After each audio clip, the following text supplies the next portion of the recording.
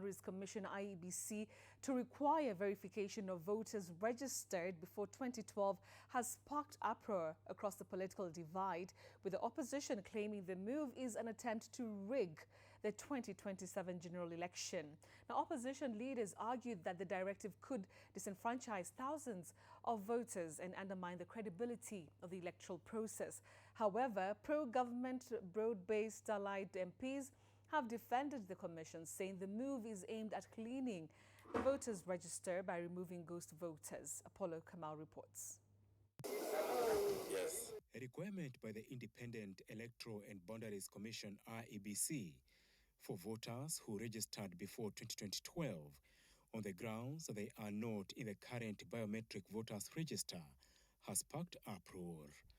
The Electoral Commission has this evening clarified that only the voters who registered before 2012 and were not captured in the biometric register will be required to register afresh in the ongoing process.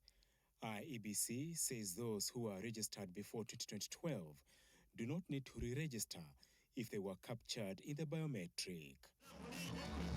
The directive had raised mixed reactions within opposition ranks, with a section of broad-based allied MPs claiming it is an attempt to rig next year's polls. We are shocked to learn tonight that you are now going ahead to be used by President Ruto, who knows very well the numbers don't add up and is going to lose his election.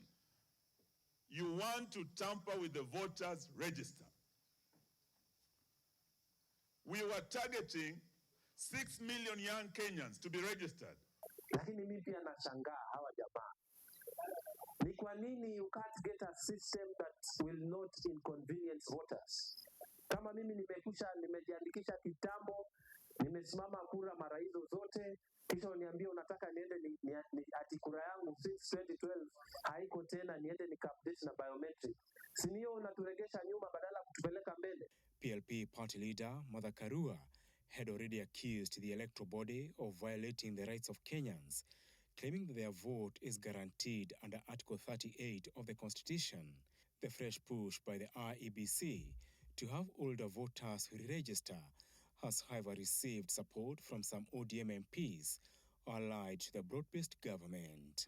This is something which is long overdue. We want that register to be cleaned. There are so many people who are registered as voters, but they don't exist. And this is the reason why we have always been contesting the credibility of the electoral process. So I think what they are doing is something which I fully support.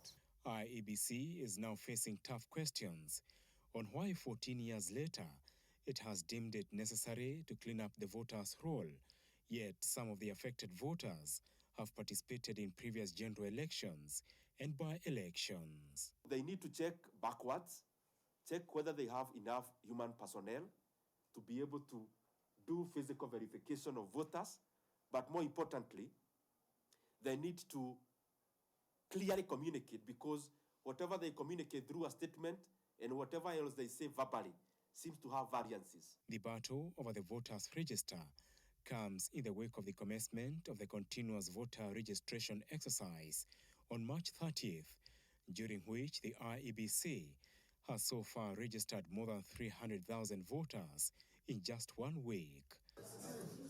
Meanwhile, the youth-led Tukokadi initiative is set to push the youth on TikTok to register as voters in the ongoing exercise in Nairobi CBD on Sunday. Apol Kamau, TV 47.